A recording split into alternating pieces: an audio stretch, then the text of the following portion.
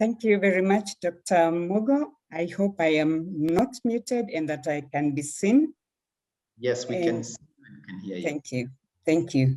So what I'd like to say is that I've been listening to what has been going on from the experts this afternoon, and I'm very happy to participate in the launch of the ALiVE project and to be among the members of the Regional Education Learning Initiative in Valley, which I've seen is keen to analyze school curriculum and to identify gaps in values and skills. Let me confess that I'm not an expert in the area of education, and I've been listening, fascinated to Dr. Mahio, and I think all the other experts in this group, and learning quite a bit from you. So I will not attempt to enter into what seems to me somewhat complex arguments that experts like you may understand properly and may advance in relation to the acquisition and adherence to values and life skills. But I think we all agree that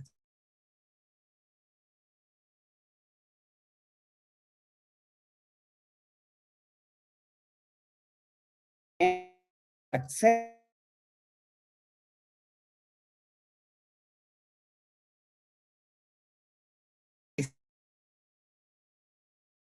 of value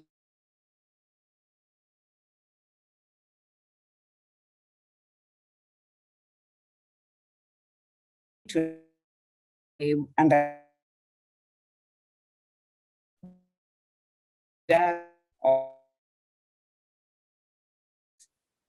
we are assessing our educational curriculum to see where we have failed in imparting these life skills and values, because we recognize that a society without values really has a very short way to go. I can also correctly say, I think, that this has not always been the case. I mentioned to Dr. Mugo and Dr. Ngina that when we were growing up in the 60s and 70s and becoming youths in the 80s, we had a different kind of society. For some reason, we seem to have taken a wrong path as a society, and we have turned in the wrong direction in relation to what is considered important in a person's life. What, as a society, we consider cause for admiration, celebration, and emulation. And in taking this wrong path, this wrong direction, we have, and I put this in quotes, guided our children and youth in the wrong direction.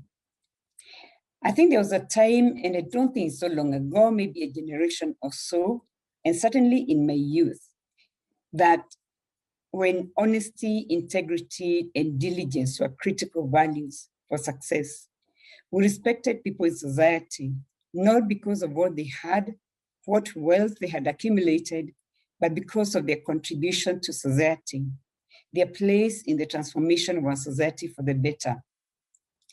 If you look back to those years, you will see that we respected teachers, we respected doctors and nurses, for instance, and they held a critical place in our role of honor. In education, when we were going to school, we respected those who, by dint of hard work, managed to get good grades, who would go on to university and ultimately get a job in which they used their professional training and knowledge to solve the challenges that our people faced, whether it is in the area of agriculture or healthcare or education. We respected hard work, diligence, integrity. These were the catchwords that we were taught as essential for our development. Even though we were not taught these things in school, nobody went to a blackboard and wrote that you must be diligent, you must be honest, and so on. In so many words, we understood that they were important to our success. If I may talk a little from a personal perspective, I remember as a young girl in primary school, always waiting excitedly for the end of term. If I had performed well in class, I remember the teachers would give us presents, and a lot of the time they were books. And during the national exams, those who passed well were celebrated honestly and with joy because they were known to have done well through their own efforts. But what is the situation in our schools today? Which brings us to the question of what values are we imparting to our young people? I think at some point the road, for instance, of cheating in exams crept in. Institutions would procure exam papers and leak them to their students. Students would get grades that had no relationship whatsoever or connection with their intelligence or diligence. And because teachers and parents were complicit in the dishonesty that crept into the exam system, they were not able, and even today, they are not able to serve as a moral compass for their children. And of course, I think one of the panelists mentioned, the rot and lack of values is not just in our education system. If we look at virtually every sector of our society, both public and private, what motivates us and drives our actions is not what drove our parents and grandparents. I think we're motivated by greed, corruption, and a me-first approach to life. And this me-first approach, this greed, this corruption, may have put some of us ahead, but for the most part, it has led to tragic and regrettable regression in all facets of our lives, our economy, our health education sectors, and indeed our entire society has been blighted by the absence of values. When we look at our young people today, our youth, our students in school, we see young people who give up on life, who take to drugs or take their lives or the lives of others, or destroy institutional properties because they have not had instilled in them the coping mechanisms that can help them get through the challenges that life presents. We have thus arrived at a place where we must, in a sense, I think, go back to the basics. Here I speak about adults, we need to relearn these values and skills ourselves in order to impart them to others. So how are the values? I will not speak so much about life skills. How about values? How are they to be taught? Who is to teach the generations of the future? I think we all agree that values are not, for the most part, taught through formal instructions in a classroom. I think children observe what the adults around them are doing, and I think they catch adults out very easily. They begin to know when we are dishonest, when our words do not match our actions.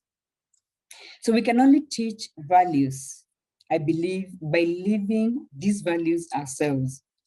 We must show by own example the value of honesty and integrity.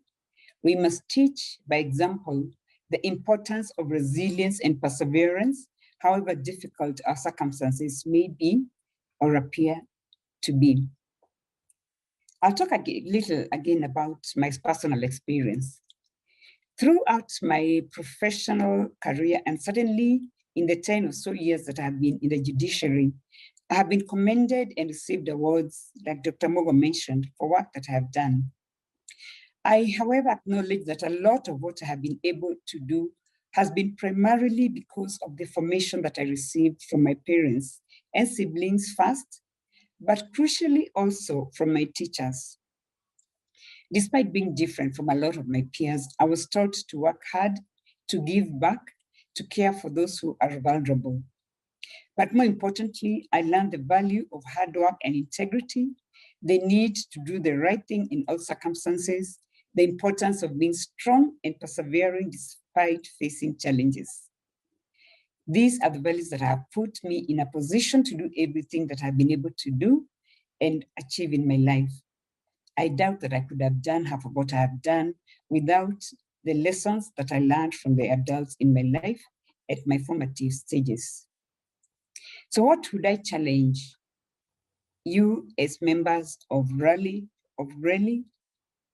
you who are going to carry out this research, and ultimately those who will be charged with imparting the values and life skills to our young people?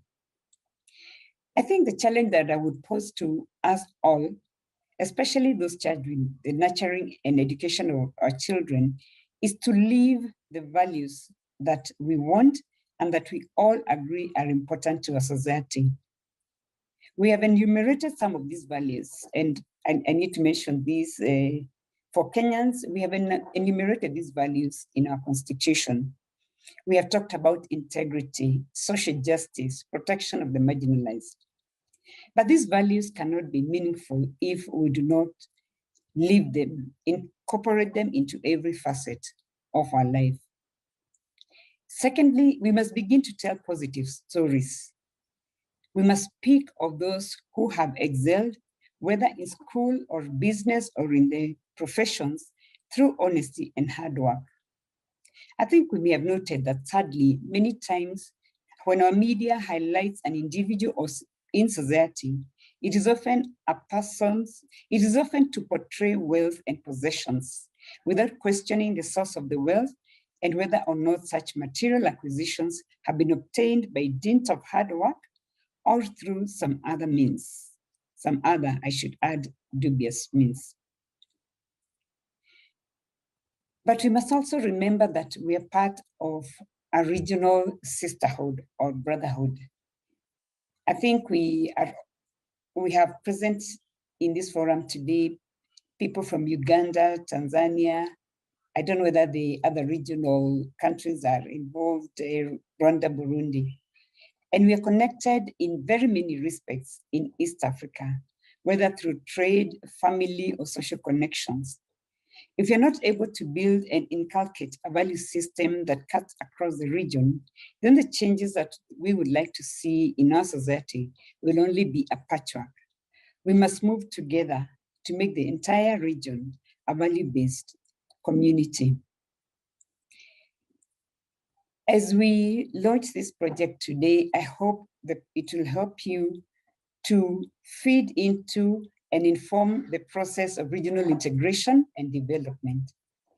And I hope you will allow me to wish all of you who are undertaking this project all the best as you undertake the project that has significant potential to change our region and to make life better and to bring up youth in our countries who are better qualified to make a better society for us all.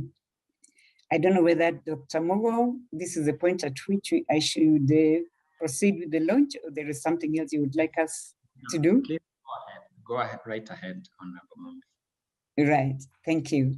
So if you'll allow me, unfortunately, because of Zoom, we no longer have ribbons to cut and fireworks to throw out, but I would like to declare the project officially launched, and I hope as I grow older and work towards my retirement, I will see young people who have the sort of values that we had in our youth in the 70s and 80s. So the ALiVE project is officially launched. And congratulations and all the best as you begin the work of the forum. Thank you.